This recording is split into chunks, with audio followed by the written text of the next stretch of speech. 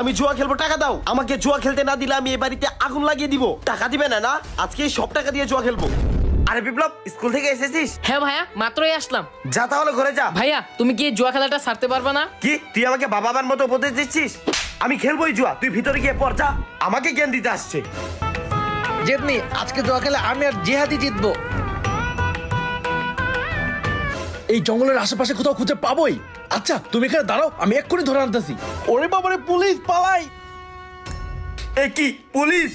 এই দাঁড়া, এই বন জঙ্গলের মধ্যে জুয়া খেলতেছিস তাই না? স্যার আমাকে মাফ করে দেন। বিপ্লব আমাকে পুলিশের হাতে ধরিয়ে দিল। আজকে ভাইকে একটা উচিত শিক্ষা দিতে হবে।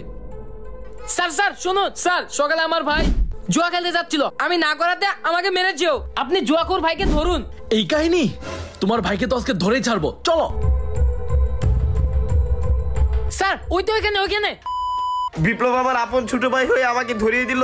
ওর বুক কি একটুও কাঁপলো না। ভাইয়াকে পুলিশের হাতে ধরিয়ে দিয়ে আমার অনেক খারাপ লাগছে। বিপ্লব তার জুয়াখোর ভাইকে পুলিশের হাতে ধরিয়ে দিয়ে ঠিক করেছে কিনা অবশ্যই কমেন্ট করে জানিয়ে দিবেন।